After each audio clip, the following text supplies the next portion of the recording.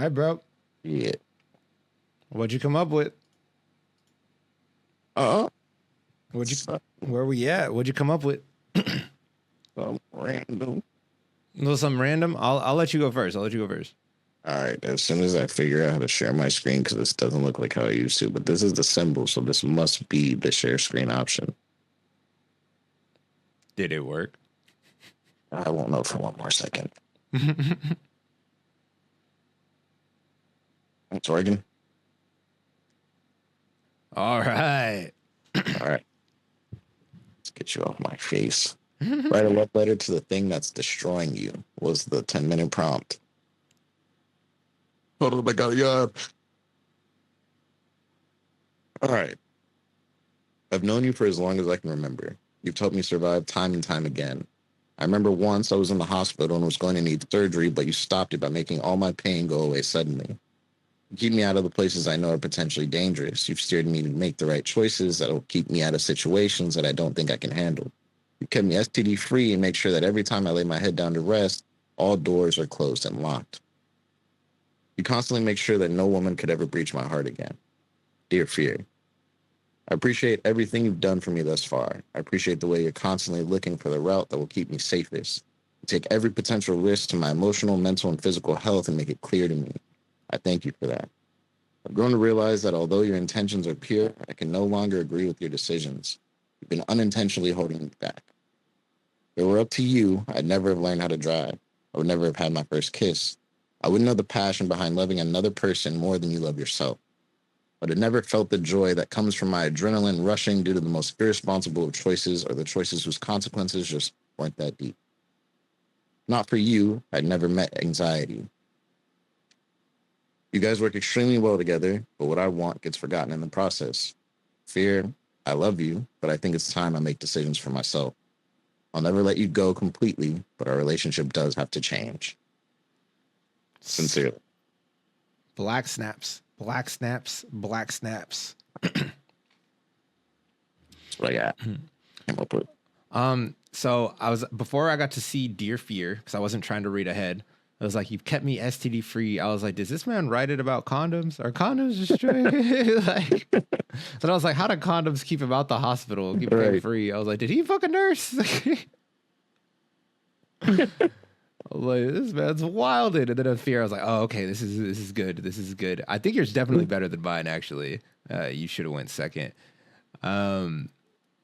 Letter destroying you. What was the process of getting to Fear? I feel like this is a difficult prompt to just sit down and write immediately. I'll be honest. It was tough. I went through what are those called? Like the things that like are intangible. Intangibles? Yeah, I guess so. I went through a bunch of intangibles, and it was like heartbreak. I think I went love. I went to work. I was thinking like, I don't really think any of those things are destroying me, but I think at the core of each of those things was just me being afraid. Mm-hmm. And that's pretty much how I got there. One thing that I'm kind of struggling with relatively is at work. I'm worried that me working harder is going to be me taken advantage of, and I'm afraid, essentially. And I've been like really struggling with, because on the other side, say if I'm not going to just be taken advantage of, there is a large like pay increase. Right. But it's like, I'm afraid that I am being taken advantage of, and that makes me not want to work and risk it. And I think that's destroying my chances. All right. Well, everybody in the comment section, go tell Jeremiah to get his shit together. Stop working like a nigga and start working like a black man. Go out there and get your money, bro. Right. But that was how I got there. Oh, I really like this poem, and I like that you say Dear Fear in there. I feel like mine is not as letter formatted, so I'm looking at it and like there's some things I would take from this and edit mine. But I think the one thing that I really missed, yours is kind of like a breakup letter with fear. But as I look back at the prompt, I'm like a love letter. Like I could definitely write mine more passionately, and it's probably something I'm gonna have to bring back in the next one. But again, I'll just go in stream of consciousness first 10 minutes, get that rough draft out there. So yeah, hell yeah. I'll go ahead and present. Bang.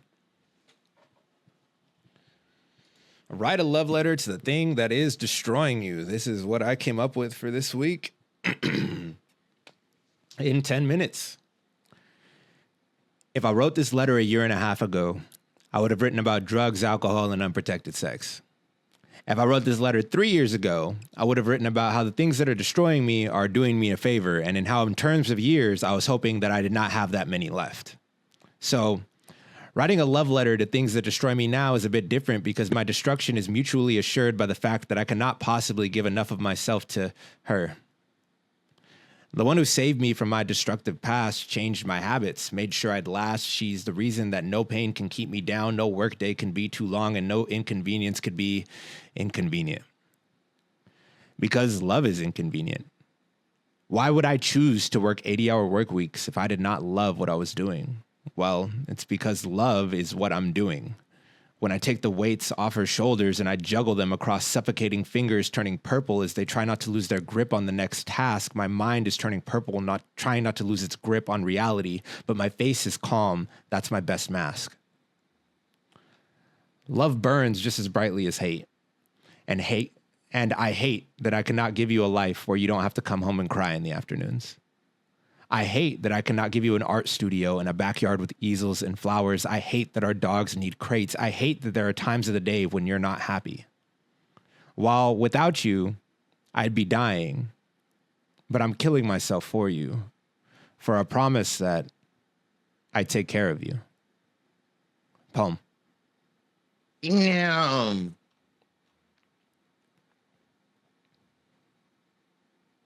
I have questions, actually. Go ahead. Is it just contradictory? It's definitely contradictory, right? Like the thing that is destroying me is the thing that saved me from destroying myself and continues to prevent me from destroying myself. Right. And what's like, okay, I guess it seems like it's multiple things, or maybe it's just my brain is interpreting. Mm-hmm.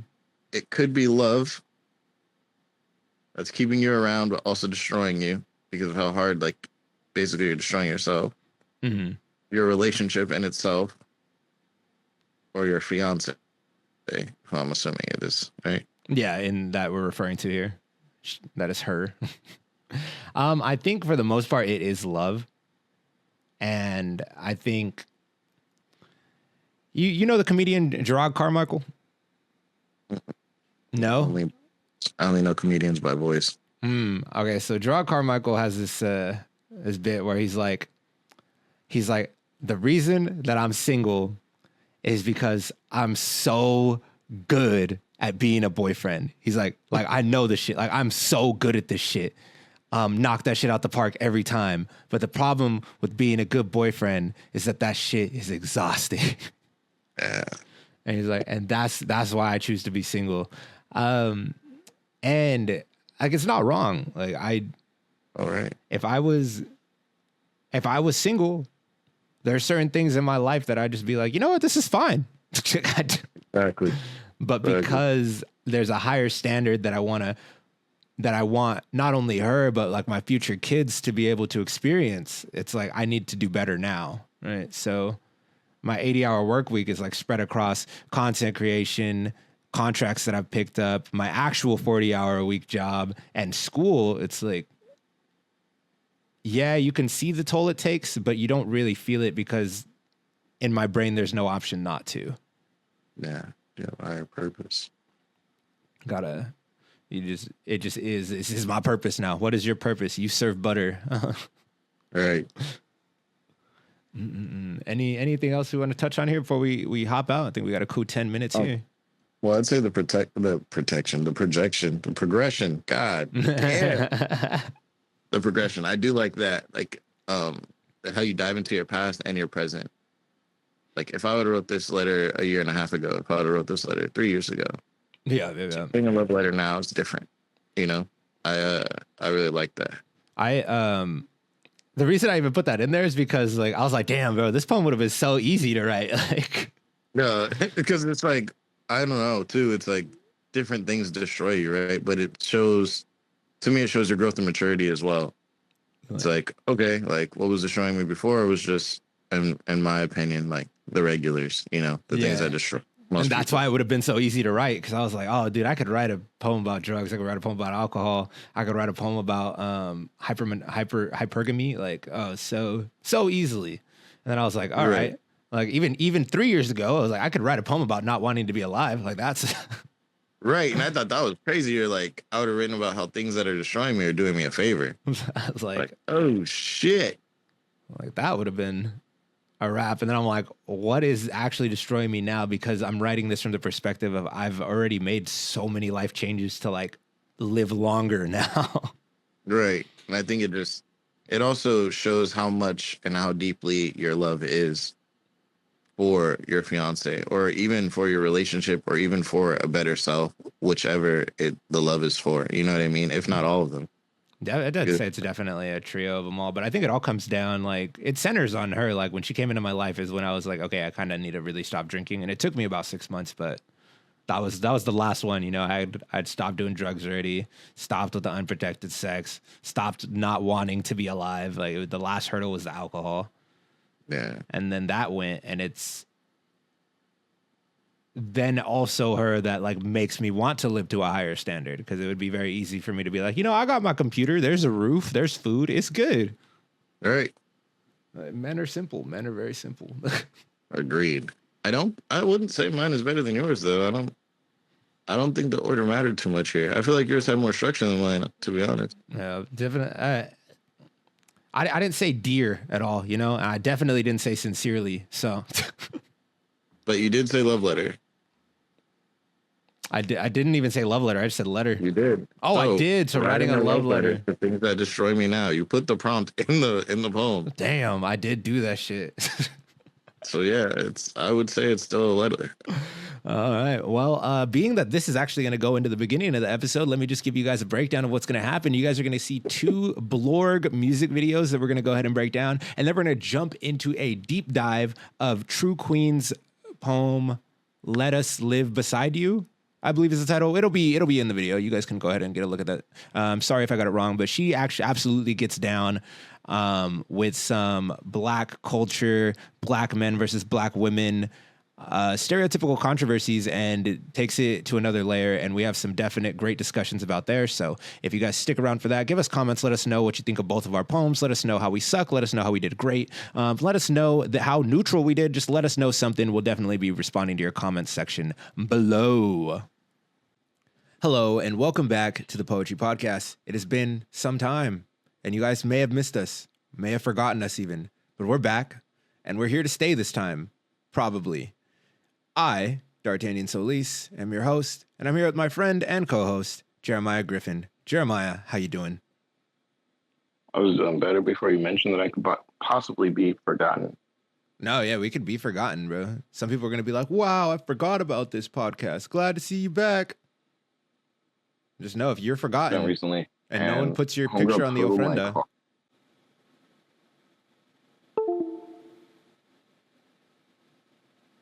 Hello? Oh my God. All right. Well, we're here now. If it drops again, we'll just reschedule it next week. But let's try and push through. I admire your grit. Hello and welcome to the Poetry Podcast. I think the intro got recorded last time. Jeremiah, you were in the middle of telling everybody how you were doing. I'm doing pretty good. I got in a car accident recently. Oh, yikes. Yeah, I'm good. I'm good. So, Shorty ended up totaling my car, but it's paid off now. Gap insurance. Just her insurance. That's how bad the damage was. I didn't have gap. Shout out my man God. But I'm also already in a newer car. Ooh. I'm happy about that. Complete upgrade. That's fire. Yeah. Yeah, I got in a car accident on Friday as well, Friday the 13th. Yeah, straight. Yep. You know what happened? Now I have physical therapy. That's pretty much it. Yeah, I got hit while I was a passenger in a company vehicle. So they They're sending me physical therapy to fix my hip. It's been displaced. Jeez. But without further ado, have you heard of King of the Pill? Sounds like something Blue Chew related. Yeah, so from time to time on this podcast, we like to dip our toes into the rap game because rap is a form of poetry. And I think that this one's hilarious, and being that King of the Hill is going to be returning with new seasons, I would like to feature this. Jeremiah, I hope you're down to go on this ride with us. What it is.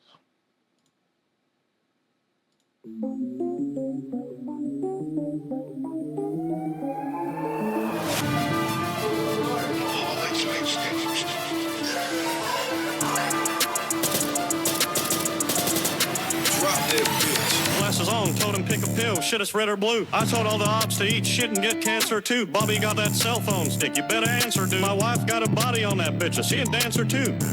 It's Big Hank, fuck they talking about? Fuck a money sprint. All right, 27 seconds in. How you feeling about this? I actually seen this the other day, and I was like, I love when characters do verses and beats like this.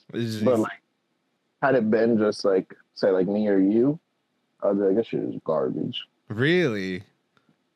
But they have the character's voice, and I love it. There's a lot of I feel like there's a lot of energy with it, He said something, pick a pill, bitch, is red or blue. Like right off the bat. Like I feel like there's a lot of commanding energy there. And then there's it's Big Hank, what you talking about? Like I was like, ooh, okay, go. Yeah. But, I agree.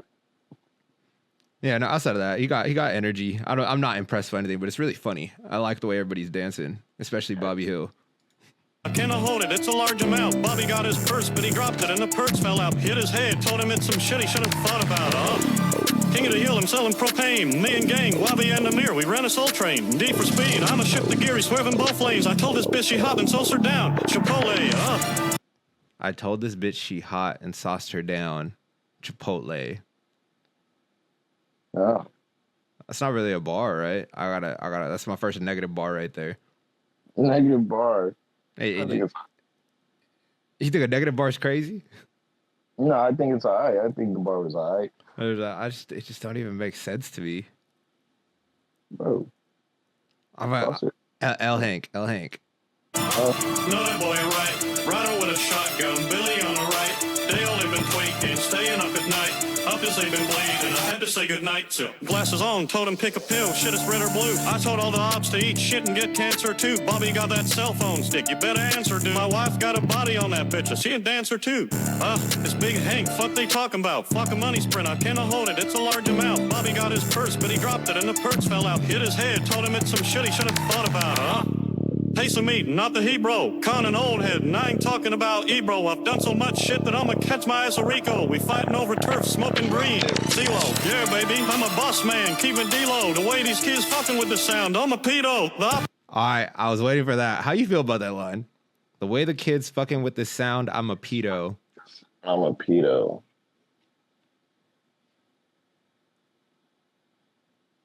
Nah, I can't co-sign it. I can't co-sign it either. Like, you could never call yourself a pedo at a bar. That's crazy. For any reason. Any reason. Locked up. Get him out of here. Rest of the song, I'll give it a solid 6 out of 10. This came up and went down like a seesaw. Dale, jump in for this ad-lib. Ringo! I'm not gonna lie, it's probably one of the coldest parts of the whole thing. I didn't like when they doubled up. Like, he got a little melodic and he doubled up his voice. Thought that shit was trash. Ooh, so Dale should have came out in here without the auto-tune. No. Dale was fine. It was earlier in the song. I like this. He comes in and says Wingo. That's cool. I like the constant references to King of the Hill, as there should be in a King of the Hill, King of the Pill music video. Know that boy right. Rider with a shotgun, Billy on the right. They only been tweaking, staying up at night. Obviously been bleeding, I had to say goodnight to. Glasses on, told him pick a pill, shit it's red or blue. I told all the ops to eat shit and get cancer too. Bobby got that cell phone stick, you better answer, dude. My wife got a body on that bitch, is she a dancer too? It's Big Hank, fuck they talking about? Fuck a money sprint, I cannot hold it, it's a large amount. Bobby got his purse, but he dropped it and the purse fell out. Hit his head, told him it's some shit he should have thought about, Yeah, I guess you call it the bridge. I could do without that bridge. That right there at the end? It was in the middle and towards the end, yeah. Yeah. What about? Have you seen this one? Nah, I've only seen the one that I just saw. All right. So what we're gonna do here? I want everybody in the comment section, after you've seen both of these, to go down there and let us know who won, Homer Simpson or Hank Hill, because it's about to go down.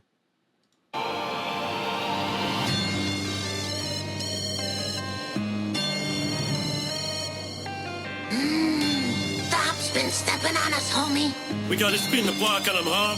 Yeah, it's Marge. I say with my homie, banging on that chromie. Marge Sim, crit, dog, blue flags only. I know you a Simpson, Shelbyville crony. Ops getting pissed on, we leave a mad groaning.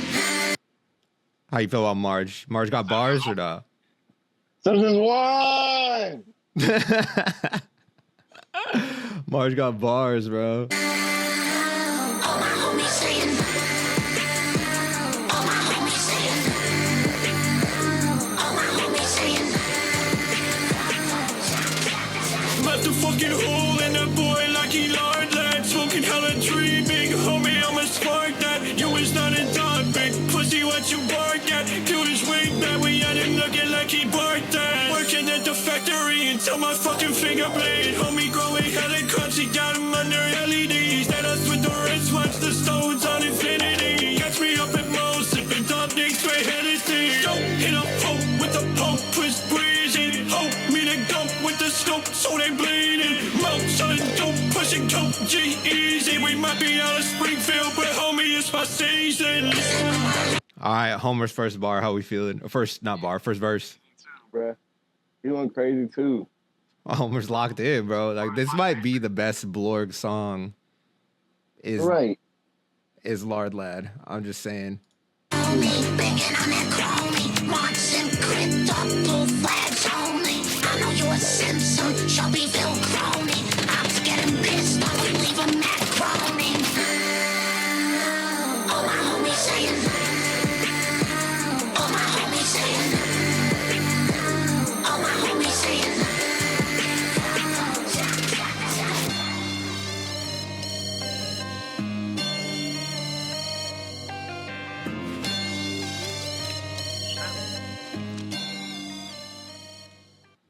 All right, final verdict. You already know my thoughts, bro. They won. Simpsons won, bro. Simpsons one. It's not even close. Not even close. Not even close. You know, it's great. I didn't see the Simpsons one blow up. I did see the King of the Pill one blow up, and everybody reacting to it all crazy. Of course. Well, let's get back to some poetry on this channel. That was poetry. That second one, The Simpsons. That was poetic as fuck. She said she don't play with her homies. Chilling with my homie, Coney. March Simp crypt up, blue flags only. I'm like, oh. Right. That shit got me gangbanging, bro. Just for Marge, bro. Just for Marge.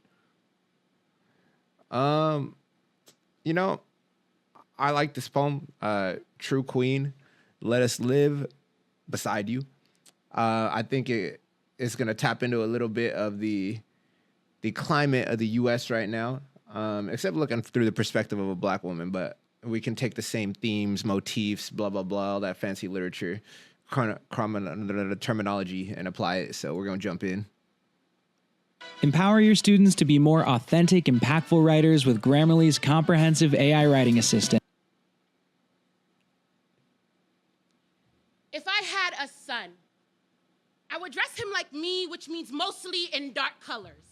He'd be way more fashionable than me, and I'd wear shirts that say proud to be his mother. His skin would be crafted with the finest melanin. My son would be created in the image of his ancestors' greatest contributions to a world that they knew they couldn't save, but when they never stopped trying to anyway, he'd be a king. I wouldn't be worthy of being his mother, but that wouldn't stop me from going in. The sheer excitement I get when I imagine braiding his hair back gets snatched from me when I realize that my son would be black. If I had a black son, I'd keep his fade shaved to a respectable level. I'd dress him in bright colors like soft blues and yellows and hope the world sees the spark in his spirit through his skin. I'd whisper my love for him to the wind. in hopes that it would carry him back to me again and again. For as long as I've known black men, I've only seen them mask up to be admitted into spaces that claim to feel safer without them in attendance. I've only seen them brace themselves for the impact of their existence, knowing that they are a threat simply because they are living. I've only learned that for as much as I know them, I really don't know black men. I'd be terrified to raise one.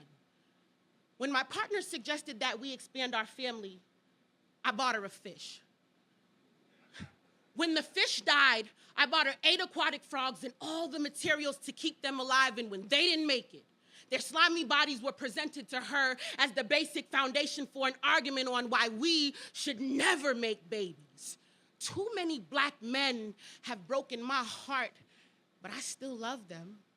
I wish that they'd say that it was okay for me to admit this. Though my sexual preference has always been women, I still desire that uplifting that comes solely from black men, black man. I wish I could tell you that I'll never be your competition, that I would never stand in the way of you winning, that I want for you the same love, joy, and peace that I want for black women. I wish I could say that I'll never be your enemy, that there will always be a place for you at my table as long as you could handle a little sarcasm and some accountability. I think my love is worth it. We both know what hurt is. And so I'm hoping that we can offer each other what the whole world fears is our greater purpose. Hating you would be taking the fast and easy route to my own destruction. And if I've learned something, then I know that my success is tied to your progression with all that you've been through.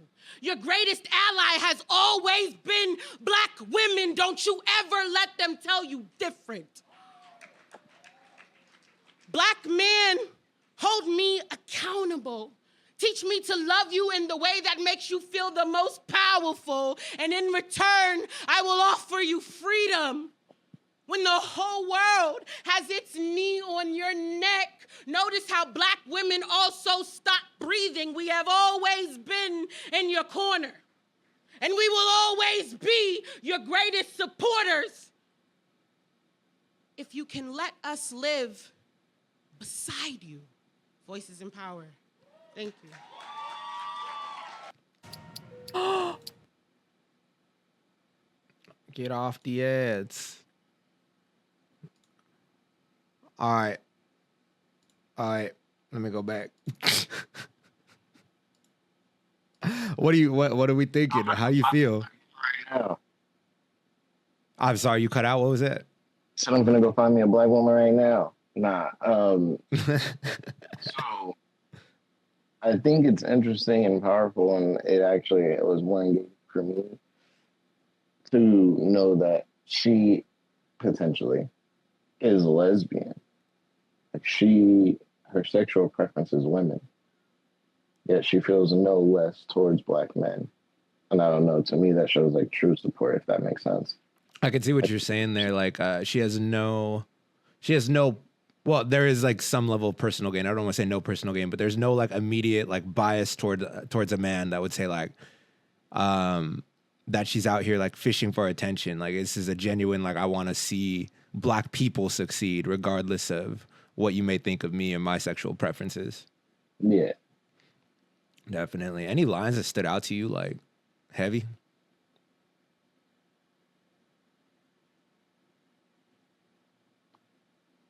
I want to say yes, but I'm going to say no. The only thing that's like sticking out in my mind right now is black men, there's always going to be a seat for you at my table as long as you can handle a little sarcasm and accountability.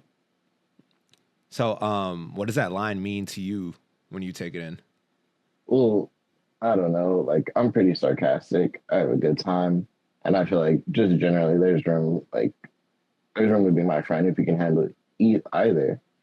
But then it's like, it's just interesting to me because of how often people talk about me being people that talks about it, like how little accountability women take. So it was just interesting to me to hear her say, as long as you can take accountability, because I do also, it makes me think of the things that I've experienced where the black men I know don't take accountability for their actions or becoming better. So that was just interesting for me personally. Definitely. Line that stood out to me right in the beginning. She's talking about how she's gonna love her little black baby, you know, like all the things she's gonna do, and then the tone shift when she's like, when the realization that my baby's gonna be black. I think that's really powerful. In that, if race, or maybe even to an extent economic status, if you don't break that shackle, right, your kids are gonna go through the same thing that you went through. And that's something that ultimately I think every parent wants to avoid, is to have their kids struggle with the same things that they struggled with, right? If you struggled economically, you wanted to get yourself enough money, make your family wealthy enough that when your kids struggle, maybe it's struggling with college choices, right? Where struggling with too much workload as they're going to school.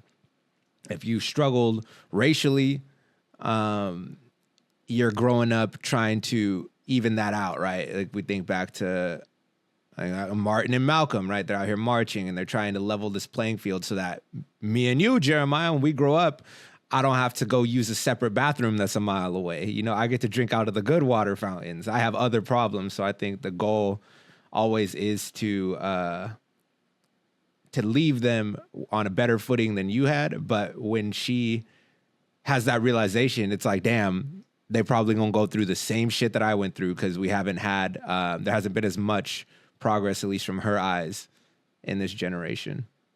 Yeah. All right, jumping back in a little bit. Only seen them mask up to be admitted into spaces that claim to feel safer without them, and it's... I don't know what she's talking about right here. What do you mean?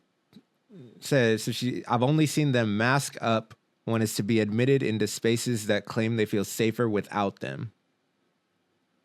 I would think like shiesty, like a robbery or anywhere where a black man with a mask is not welcome. It's safer without them there. Or I would understand it's safer to have it on than to have it off in that place. Your AirPods are starting to cut you out and fizzle. Damn. Yeah, they're getting to you.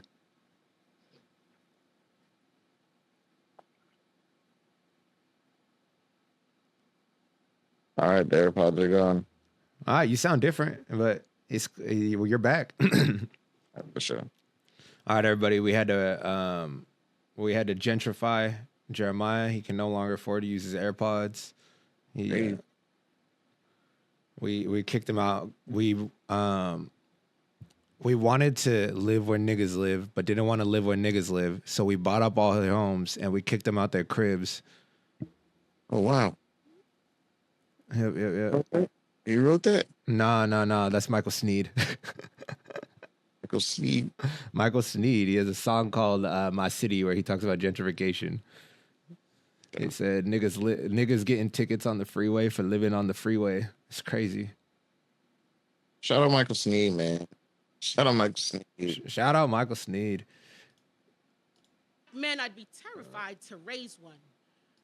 I think that's a really powerful one as well. I'd be terrified to raise one. A lot of people are like, oh yeah, I want kids. I'd be so great with kids. And then all these people that think that they want kids, I've seen them go and just work with kids, not even have their own kid. And they're like, I'm scared I'm gonna break it. Like, I don't know if I'm doing this right. They're intimidated by the kid. They let the kids run over them. Like, there's a lot that goes into that. And for her, it's like, there's so many other aspects that to raising a black man that I just wouldn't even understand. And that can be applied to like any race, you know, like being able to adhere to that culture, I think is something that we can start to do more as America becomes more and more of a melting pot and we're getting more and more mixed babies. But definitely, if you're not from a culture and you get with someone who's of that culture, I think there's a certain amount of pressure that you need to be able to raise that child and respect that culture still. And that can be intimidating and scary as well.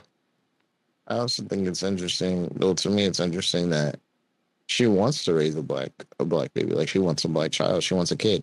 Mm. It's just not something I ever thought of with, I guess you'd say lesbian or bisexual women.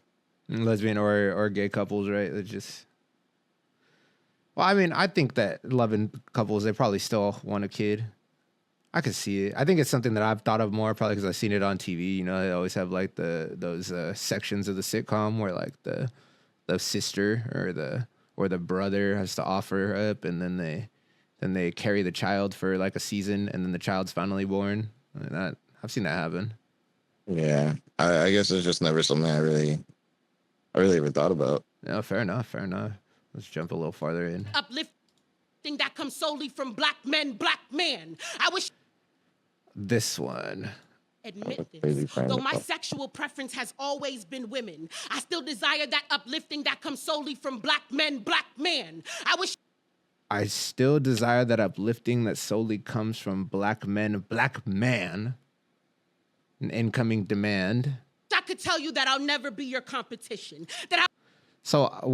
Interesting wording choice there. She says, I wish I could tell you that I'd never be your competition, which implies that she is their competition.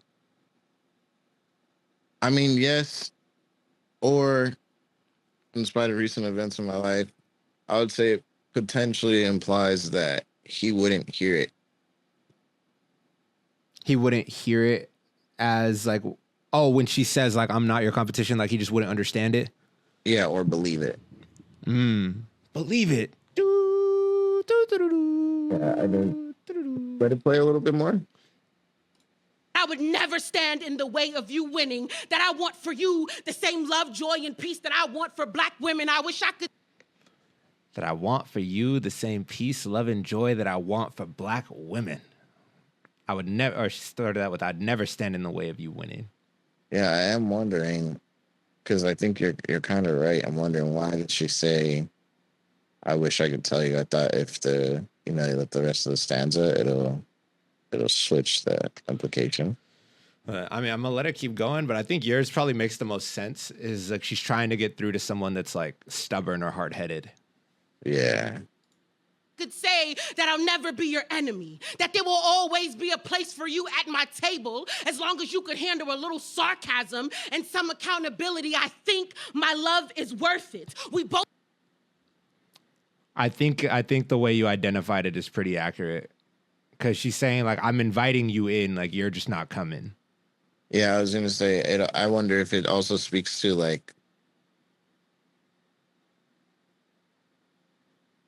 I'm gonna say black women not being heard by their men, but strictly because, I guess I shouldn't say strictly, but I think of that because I've had a couple conversations with friends and even an ex of mine where essentially they felt that when they speak to their man, he just doesn't listen to them. He doesn't hear them at all. He ignores them completely.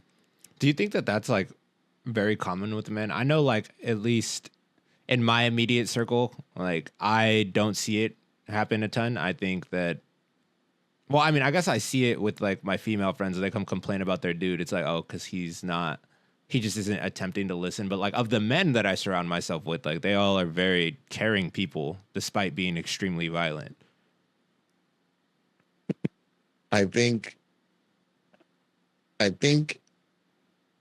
it's common but also misunderstood. I think men listen more than most of like men in relationships, right? I think listen more than most of their partners believe they do. I think that they don't explain or express why they take the course of action that they take, or I think a common one is like, say it's like talking about your feelings. That's just a big one for a man, like generally. Mm-hmm. They don't explain why they don't feel comfortable or why they don't want to. And I think that makes women feel like, okay, well, you're just not listening to me, or you're not heard. This solution that I'm coming up with, you're not explaining to me why it's not a good solution. You're not explaining to me why you don't want to do it or why we shouldn't. Mm-hmm. And I think that silence is understood as being ignored. Yeah, I think definitely when, like, I see it, and it's definitely something within myself. I could definitely agree with that. Is I don't feel like explaining every single action that I make throughout the day, but in like my fiance has severe anxiety. I've had to like teach myself, like, she's not questioning like my decision making, you know, because that's what it immediately feels like, is like, oh, they think you're incompetent, so you have to run your plan by them. And that's just like annoying to deal with, like if that's the way you look at it. But to me, I view it as someone that just needs a little bit of reassurance throughout the day. And when I change that perspective, I'm like, oh yeah, I can always offer that for her. I would never want her to be worried. But if I ever am like in a bad mood, in my head, it always comes in first is like, you dumb motherfucker, why would you do this? And it's like, it's really not like that. Yeah, I think too, for me personally, it was always like, not, I guess I shouldn't say always. I've learned to look at it like, in order for it to work, we have to be on the same page. In order for us to be on the same front, we have to be on the same page, if that makes sense. Mm-hmm. And I think that like in said relationship, it was difficult because I wasn't willing to explain anything. It just felt like nagging. Mm-hmm. And it's just a reframe, you know, it's the same thing happening. You're still getting nagged. It's just, you got to look at it from a different perspective. Yeah. And I think, I forgot what I was going to say. So, yeah. We're going to apply it to this poem because I think that's where we were heading back to, is when she is inviting them to the table. And what you highlighted earlier and what she just repeated again was the desire for sarcasm and accountability. If you can handle those two things right.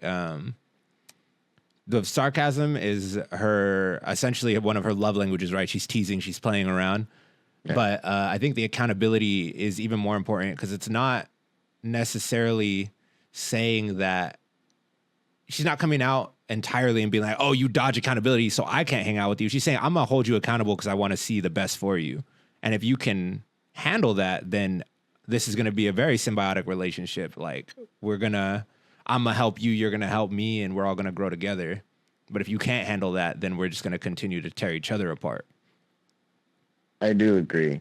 I think, just real quick, I think, too, that's something that's misunderstood, is kind of like the nagging part, like we were talking about. It's like sometimes what sounds and feels like nagging, at least to me, in relationships in general, is someone just holding me accountable to something. Mm-hmm. It's like, it's just annoying because it's true. Like, you're right, I shouldn't spend this money right now. You're right, I should do my 20 push-ups today. Keep in mind, me and Jeremiah have failed on our push-up challenge, at least to my knowledge. Like, I have not sent that man any push-ups this month. Yeah, I've done a couple. Yeah, we get back on that. Now that I put it on the internet, I have to do it, so. Because the internet controls us and chooses for us. But I do think the accountability thing is, it can be tricky. Because it doesn't always feel, it's kind of like you just said, it doesn't always feel like accountability. Yeah, and sometimes it just feels like someone's trying to piss you off. And really, it's not. If someone's holding you accountable, they care about you. Because why would they waste their time going about it if they didn't care? And everybody who still lives with their parents, if your parents are nagging you about things, bro, it's because they care. Same idea. Or that you still live there, grow up, and get it. No, in this economy? That's what I was like. I'm just kidding. Nah, you're broke, bro. Same. All right, let's continue on. Both know what hurt is, and so I'm hoping that we can offer each other what the whole world fears is our greater purpose. Hating you would be taking the fast and easy route to my own destruction. And what I want her to extrapolate more on is what the greater purpose is, because I feel like that's a lot of relationship mending between black women and black men, and she uses that, and it's very powerful in the way that she delivers it, but I'm not quite sure what is our greater purpose? To make more black babies? Are we taking over? Was Malcolm right the whole time? Like, maybe. And if I've learned something, then I know that my success is tied to your progression with all that you've been through. Your greatest ally has always been black women. Don't you ever let them tell you different. Pause. Okay, I think that's interesting because it's something I've often said, and it's crazy to say this on the internet, honestly, but how she's saying, like, she knows her success is tied to his progression, right? Mm-hmm. And then she follows up, like, with your greatest ally has always been black women. Don't you ever let them tell you different, right? Mm-hmm. I think it's interesting to say that and to hear that, and for me to, it's interesting for me to believe it and difficult for me to believe it because I think the narrative the common narrative with black women about men in general, I mean, especially black ones, is essentially like niggas ain't shit and I don't need no man. Niggas ain't shit and I don't need no man. And also, niggas don't love their own. They're always out here trying to get with white women, and they don't take care of their own culture. Like, but Right. also, is that just like the loud, vocalized segment of the internet that's gonna scream about it? You know? Yeah. Well, I mean, I don't know, because like even my friends, some of my female friends are like that or say that, or I've watched my aunts. Some of my aunts have said it, you know, or it's like they'll see me in a relationship, I do something, they're like, yeah, because you know, niggas ain't shit. But okay, also I offer this because I've definitely thought about this a lot for no real reason. Actually, I don't remember what provoked it, but there's a difference between a black man and a nigga. I guess it's true. And I Yeah. think when if someone says like niggas ain't shit and they're referring to you, like that's an insult. You know, they're saying like, essentially they're saying you're setting us back. You're not helping us progress, because we all know where nigga came from. We all know the roots of this terminology. And if you don't, you know, Google search will get you there. I'm not going to get into it right here on the podcast, but we should have graduated from being niggas to being black men. Just like there are white men, just like there are Asian men, just like there are Mexican men. Like, we should have graduated from being niggas, and we are now supposed to be equal. But by niggas claiming to be niggas and niggas having nigga moments, they're holding themselves back. They're pulling themselves back into that second class, right? Where they're not on the same standard of everybody else. And that's where I developed the idea that I think a lot of black culture is toxic, because why are we glorifying being niggas? Why are we glorifying being hood rats? Like, right? That should be something we're trying to get away from. But black culture wears it on its chest like a badge of honor. Like, oh, we're so tough. No, people are already scared of black people. No one's questioning their toughness, right? Like the whole cross the road when they see you at night. And first of all, how black are you if they see you at night? Cross the road when they see you at night, like, tells me enough about their fear for us. We shouldn't be creating any more fear. We should create new stereotypes where it's like, damn, black people are really good engineers. Fuck, this building must have been built by a black person. It's sturdy as fuck. Damn. They cured this disease. Must have been a nigga. Like, shit. Like, but that's never what that's associated with. You know, it's always with fighting, rapping, and basketball. And, yeah. So I hope that gives you some perspective. Maybe you should stop acting like a nigga. Nah, actually, you know what I mean? It did a little bit of that. I've never heard that take before. It's just, it's a lot. Will I change because of it? Probably not. I already got the hair. I got tattoos. You already did it. You're already halfway there, bro. Yeah. You joined a sports league yesterday. Yeah, that's all that's all I have to do, bro. That's it. Arizona's open carry. Shout out the Sacramento Dragon Balls. You Dragon Balls. Let's push to the end of this poem. Black men, hold me accountable. Teach me to love you in the way that makes you feel the most powerful. And in return, I will offer you freedom. When the whole world has its knee on your neck, notice how black women also stop breathing. We have always been in your corner. And we will always be your greatest supporters. If you can let us live beside you. Voices in power. Thank you. I think that definitely just comes back to the whole thing is like creating unity, understanding each other. And she's saying, teach me how to love you, right? Like she told you before, like, hey, you always have a seat at my table. She had two conditions. It was I'm gonna hold you accountable, and I'm gonna be sarcastic. I'm gonna be sarcastic. So we're gonna have fun. I'm gonna hold you accountable. Then the holding accountable portion, now that I look at it too, she's like, I'm inviting you to my table. In a sense, you're representing me by being at my table, which is why I'm going to hold you accountable, because I will not have you represent me in a way that disrespects me. So now she's saying, like, what are your terms, right? How do we bridge this gap? What do you need from us? Because obviously we're not doing it, which I think is extremely powerful, because a lot of times people will be like, you're familiar with the 5 love languages? Yep. So a lot of times in relationships, I'll hear partners be like, well, I do this, this, and this for them, and they don't seem to appreciate it. And it's like, well, maybe that's not their love language, right? And when you ask them and get a little deeper, that's not how that person feels love. So that you're doing all these things to this person that it is not registering for them, because in the way that they want to be loved is not the way that you're loving them. But to you, that's how it should be. So now you're just invalidating the foundation of your relationship, right? Yeah, that was something I learned a little while ago. It's I learned it about communication first. I didn't think about the love languages until later, but you have to communicate with someone in their language. You know what I mean? You can't walk up to someone who only speaks Spanish and just start speaking English and expect them to understand or see what you're saying. Exactly. I think that's a great way to say it, because it puts it to the forefront, right? Like, you guys are speaking different languages. Even though you're both speaking English, this might not be the best way to communicate, or like any other language. Big example I have with that is I coached wrestling for like 12 years. If anybody, no, I didn't, not for 12. Hold on. I started when I was 14, finished for about 7 years. I coached wrestling.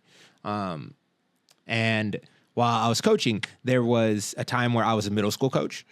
And then there was a time where I was a high school coach. As a middle school coach, treated everybody the same. We did fantastic. We won the first league championship in Washington Middle School. League history, right? They had no wrestling banners up there, but I got that first one up there. And then goes to high school and picks up right there coaching some of my middle schoolers on the boys team. They're doing great. And then there was a season where I was predominantly working with the girls team. And when I was working with the girls varsity team, I took all of the same ways that I coached the boys and coached them, until the girls team captain came up to me and she told me, after I took everybody outside after the first round of the tournament. Everybody looked flat. Everybody looked intimidated. Everybody looked kind of like the moment was too big for them, right? Yeah. And just like I would with the boys, I was like, look, I didn't wake up at 5 a.m. for us to all come out here and lose, go 0-2 and sit around for the rest of the day, right? I was like, I really got on them like, what are we doing here? Let's not waste my time, right? Like, because I didn't want to wake up this early, but I woke up this early for you. So y'all definitely not about to come out here and just lay down. And she comes up to me and she's like, the girls don't respond well to that. And it didn't hit me until like a high schooler came and told me. She's like, they feel like you don't believe in them. So now they're even worse off in their corner. Like, why should I believe in myself if he doesn't believe in me? And it took a complete tone switch. I had to regroup everybody. I apologized for the way I came at them. I started with more uplifting energy, like motivation, to pull them all together. And the rest of the season, to completely turn that season around for the girls team. Like, they all bought it. They all were able to buy in after that. But if I didn't change the language that I was using, we would have never got there. Correct. They might have quit too. Right. That's it was a Instagram, like a bit, like a skit, and it was like this is random, just made me think of it. It was like the motivational videos men watch when they're in the gym, and it's like David Goggins or Jocko Willink, and it's like, you're not shit, like, you're a piece of shit, you need to be better, you can be way better than this, right? Like, it's just aggressive and honestly like destructive, essentially. Like, yeah, but it works for men. It's weird. Yeah. And then it's like versus what women listen to. And it was like, you're a queen. Like, you're perfect the way you are. You're already successful. And it's like, that's what makes them push harder. And that's what it made me think of. It's interesting and it's funny. Yeah, no, I got to live that. I was unaware at the time. I think I was only like 19, 20 no, I was probably 21 at that time. I just turned 21. And I just, a whole new world had been open to me, because I was like, dude, what do you mean degrading them doesn't work? Like, right. It worked so well for the boys. You know, you come into the boys practice. I remember there was a practice where I came in and I said, everybody needs to be on the track at 3:30. If you come in a minute late, like, we're doing extra stuff, right? So all the kids who were late, I made them stay out, and they were sprinting full laps. And it was like, you need to finish your full lap in under a minute and 10 seconds. So obviously my lighter weights did, some of my heavier weights didn't make it. And then I'm like, all right, minute and 10 seconds. I told you we're not going inside till we hit a minute and 10 seconds. So they do it like 4 or 5 times and they don't get it every single time. But obviously you're getting more tired, so it's going to get worse, right? Right. And the boys captain was one of the ones that was late, and he looked up just pissed. He's like, how the fuck are we supposed to get a minute and 10 seconds if we didn't get it the first time and we ran 6 more? He's like, obviously we're tired. I'm like, honestly, I don't expect you to make it. I expect you to be to practice on time. And then you could tell like he got silent. He's like, fair enough. And he like locked in and he hit a minute and 10 seconds. He hit that like immediately after, like he locked in and was just like, it's my fault, you know? And when for men, when you feel like it's your fault, there's something in you, like you dig deeper to correct that shit. It's one, I hope that he has that memory, and I hope that it motivates him to this day to, you know, be great. But I don't know exactly how I would have swapped that if that was the girls team captain yelling at me, like, how am I supposed to make this if I didn't make it the first time, right? Yeah, that's a good point. I don't know. Stuff like that, I'd be like, you make it this time and just leave it at that. I don't know if I would have made it, in all honesty. I was the type of kid that like I was just in such great shape that like when we'd get punished, I would be like clowning through the punishment. Coach would be like, we're doing push-ups and I'm not telling you when we're done. And we'd be at like 75 and I'd be like, oh God, my arms are so tired. Can we please stop? And I'd still hit every single one of them, like, oh, and I'd like start fake shaking and stuff. Like, but that's probably being a dickhead for the people that were actually struggling, you know. I just thought it was funny. Right. You're the problem. I'm part of the problem, and it took me a long time to grow up to realize it. It took me a long time to realize that, you know, black women have been my biggest supporter, and I haven't been speaking in the proper languages to bridge those gaps. Damn. Well, we've spent about 45 minutes, you know, breaking down this poem. I feel like this was a very productive soiree back into poetry. If you guys like this new style of poetry, definitely let us know. Me and Jeremiah are gonna go do a 10-minute poetry prompt, and then we're just gonna plug that at the beginning of the video so it comes out right and early, and then you guys just get to sit here and break down a poem with us afterwards. If you have any suggestions for the formatting, how you would prefer to digest it, go ahead and let us know in the comment section below. And as always, go ahead and leave comments because we will go back and react to those in the following video. If you have any poets that you want to hear or hear us break down, you want to hear any music clips you want us to break down, battle rap, we love breaking down battle rap. Or if you have any stories that we made you think about when we were telling our stories or breaking down this poem, go ahead and share those as well. Until next time, I'm JonasRexx. Oh, dang, wait, wrong channel. I am D'Artagnan Solis, and I am the host of the Rhythm and Poetry podcast. We're gonna have to come up with another name for this. And this is my co-host Jeremiah Griffin. Go ahead and give your closing statement. This is my closing statement.